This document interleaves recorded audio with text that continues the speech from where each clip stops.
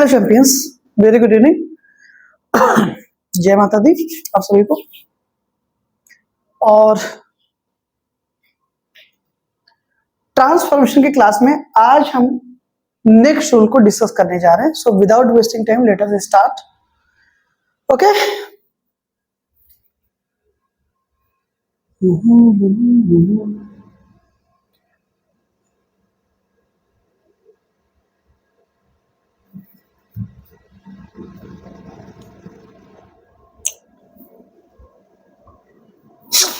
आइए देखिए अगर सेंटेंस में आपको पॉजिटिव सेंटेंस में एवरी मिल गया, एवरीवन, एवरीबॉडी, ऑल, राइट। अभी तक हमने देखा था कि हम सेंटेंस को नेगेटिव बनाना सीख रहे हैं। एक्चुअली एक चीज मैं क्लियर कर दूं, हम अभी सेंटेंसेस को नेगेटिव बनाना सीख रहे हैं, राइट। तो अगर हमको एवरी, एवरीवन, एवरीबॉडी या ऑल मिलता है तो सेंटेंस को ट्रांसफॉर्म करते समय उसको हम all, no one, none, nobody या फिर विदाउट में चेंज करके सेंटेंस को हम क्या बना देंगे, नेगेटिव बना देंगे एज पर सेंस। क्लियर। हम सेंटेंस को पढ़ेंगे, हमें इतना आइडिया लग जाएगा कि हमको विदाउट यूज करके बनाना है या फिर नोबडी या नन का यूज करना है। ओके, सेंटेंस देखते हैं। पहला सेंटेंस है, आप अच्छे से जानते हैं कि बार बार हर क्लास में मैं इस चीज को रिपीट कर रहा हूं। ट्रांसफॉर्म का मतलब ये है कि सेंटेंस का स्ट्रक्चर बदल देंगे, सेंटेंस की फॉर्म बदल देंगे, लेकिन उसकी मीनिंग चेंज नहीं होगी दोस्तों, राइट। सेंटेंस हमारा everyone will admit it. Admit it मतलब मान लिया, हर कोई ये मान लेगा, यानी इसका मतलब ये है कि कोई भी मना नहीं करेगा इस चीज के लिए या इसको, राइट। तो एवरीवन को हमको नन, नोबडी, नो वन किसे भी कर दो। यहां पे हमने नो वन ले लिया, आप नोबडी भी कर सकते हैं, नन भी कर सकते हैं। Okay, no problem at all. Auxiliary हमने लिख दिया। अब आप अच्छे से जानते हैं कि हम वर्ब यानी मेन वर्ब और एडजेक्टिव अगर आया है तो उसका हम अपोजिट वर्ड यूज करते हैं। तो एडमिट का अपोजिट क्या होता है दोस्तों, डिनाई होता है, और ऑब्जेक्ट हमारा इट। ट्रांसफॉर्म हो गया सेंटेंस हमारा, और मीनिंग भी चेंज नहीं हुई है, right. Sorry, no one will deny it, कोई भी मना नहीं करेगा इसे, right. Everyone will admit it, हर कोई मान लेगा। दूसरे शब्दों में कोई भी मना नहीं करेगा, मतलब सेम है। फिर क्या लिखा गया कि every rose has a thorn. क्या बात है, every rose has a thorn. हाँ, हर गुलाब में क्या होता है, कांटे होते हैं, राइट। और बड़ा ही खूबसूरत शेर किसी ने लिखा कि कांटे ना हो गुलाबों में, ऐसा मुमकिन है सिर्फ ख्वाबों में। समझ में आई बात? मतलब क्या है, every rose has a thorn. Okay, तो कह रहा है कि every rose has a thorn, हर गुलाब में कांटा होता है। तो हमने क्या बनाया इसका दोस्तों, देखो होने का सेंस आया ना। तो जहां पर किसी चीज का होना या ना होना पाया जाए तो हम अच्छे से जानते हैं वहां पर हम आप देयर का यूज करते हैं, राइट। एक इंट्रोडक्टरी सब्जेक्ट होता है, हालांकि सेंटेंस की मीनिंग पर इसका कोई इफेक्ट नहीं पड़ने वाला, राइट। इंट्रोडक्टरी सब्जेक्ट जिसको हम आप डमी सब्जेक्ट भी कहते हैं, राइट। जहां पर किसी चीज का होना या ना होना पाया जाए वहां पर हम आप देयर का यूज करते हैं। फॉर एग्जाम्पल, नल में पानी नहीं है, there is no water in the tap. यहां पर पानी का ना होना पाया गया। आपने कहा कि जेब में पैसा नहीं है, तो यहां पर पैसे का ना होना पाया जा रहा है ना, there is no money in my pocket. होने के सेंस में भी, जैसे मेरी जेब में 10 रुपए हैं, तो there are 10 rupees in my pocket.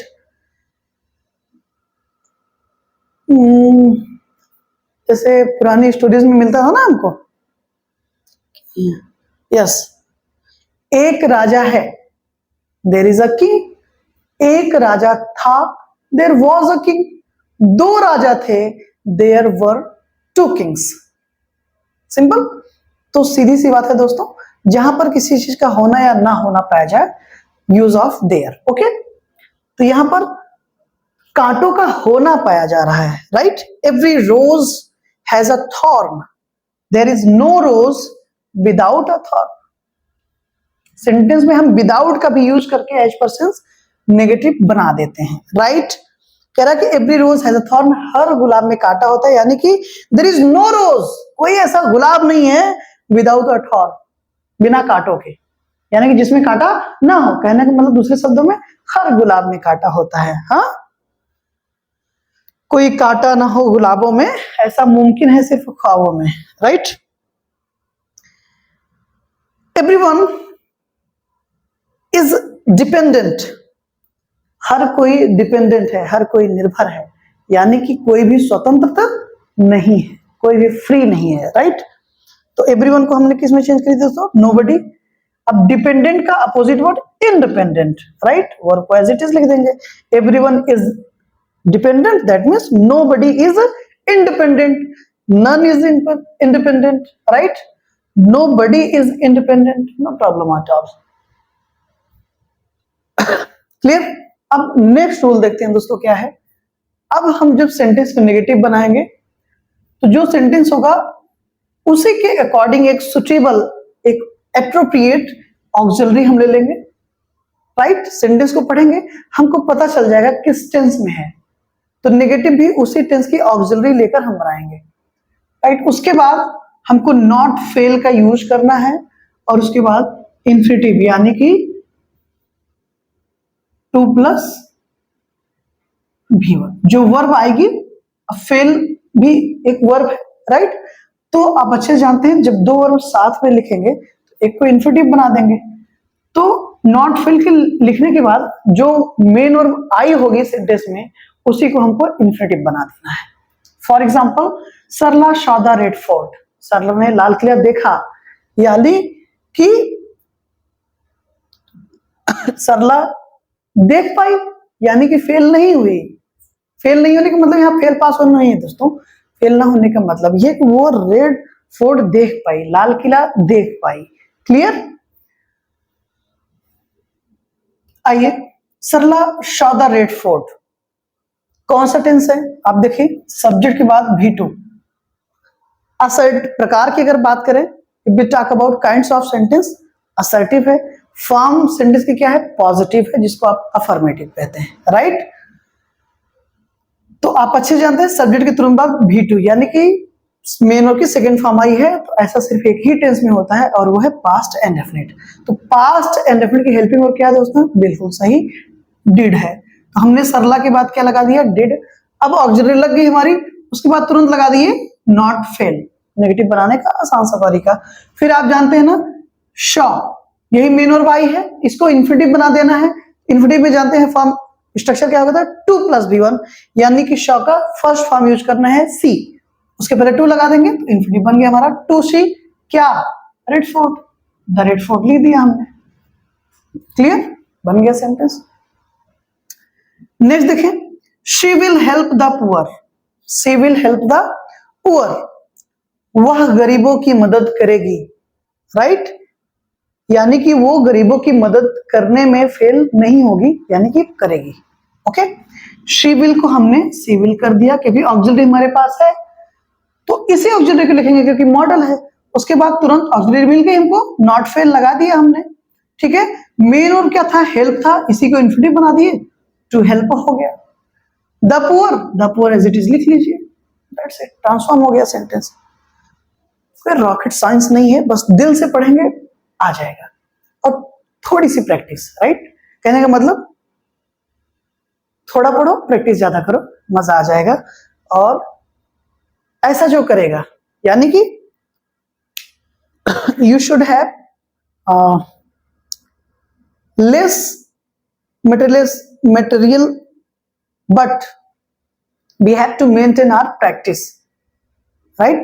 यानी कि रिसोर्सेस हमको लेस रखने हैं, कम से कम रखने हैं, but we have to do multiple practices.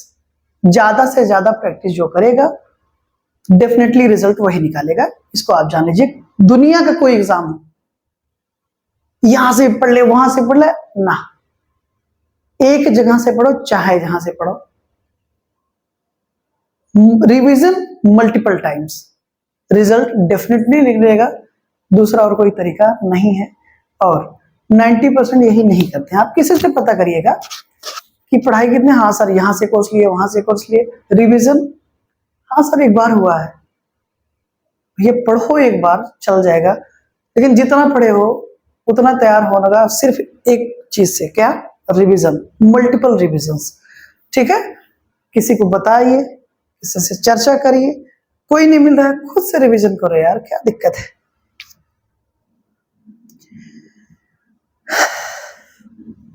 Dashrath Manjhi याद है? दशरथ मांझी जी अगर ये सोचते कि मेरी कोई मदद करे तब मैं पहाड़ तोड़ूंगा, तो फिर टूट चुका था पहाड़, नहीं टूटता कभी, कोई दिक्कत नहीं, अकेले तोड़ेंगे। हाँ, जब तक तोड़ेंगे नहीं तब तक छोड़ेंगे नहीं। 20-22 साल मैटर करता है भाई। आज देखिए, the mountain man of India, हाँ, दशरथ मांझी, सन ऑफ बिहार, किसी का वेट नहीं किया उन्होंने, किए ना अपना काम। वक्त लगेगा, थोड़ा सा समय लग सकता है। Love your self, love your job, एक दिन वो होगा जो आपने सोचा नहीं होगा। आइए अब देखिए, अब कभी कभी जब फेल्ड आता है ना, तो एक तरीके का कंफ्यूजन बना रहता है कि हम ये मान कर चलते हैं कि फेल वर्ब की वजह से सेंटेंस नेगेटिव हो रहा है, जबकि ऐसा नहीं है। ये जो ऊपर सेंटेंसेस नेगेटिव हमारे बन रहे हैं वो फेल की वजह से नहीं, वो नॉट की वजह से नेगेटिव हो रहा है, इसका विशेष ध्यान दीजिएगा। समझ में आई बात? अब जैसे यहां पर लिखा गया, she failed to see me when I came, यानी कि जब मैं आया, she failed to see me, तब वो मुझसे मिल नहीं पाई, राइट? सी फेल्ड यानी कि वो मिल नहीं पाई भाई, मिलने में फेल हो गई, यानी कि असमर्थ थी, कुछ रीजन था बट वो मिल नहीं पाई, कहने का मतलब ये है। लेकिन अब अगर हम ये माने कि ये सेंटेंस नेगेटिव है तो गलत मान रहे हैं। सेंटेंस हमारा पॉजिटिव है, फॉर्म पॉजिटिव है सेंटेंस के, ठीक है। ये एक वर्ब है, V2 में लिखे गए, पास्ट इनडेफिनिट टेंस है। तो अगर ऐसे सेंटेंस आए तो नेगेटिव बनाने के दो तरीके, जैसे यार नीचे वाला सेंटेंस हमारा क्या है, नेगेटिव है, इसके दो तरीके होंगे। या तो आप डिड नॉट लगा दो, या तो फिर आप कुड नॉट लगा दो, ठीक है।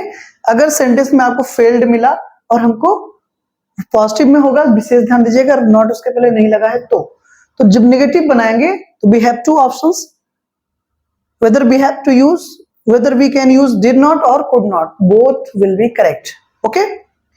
चाहे हम did not लगा के बना दे दोस्तों, या फिर could not लगा के, सेंटेंस हमारा एकदम सही होगा।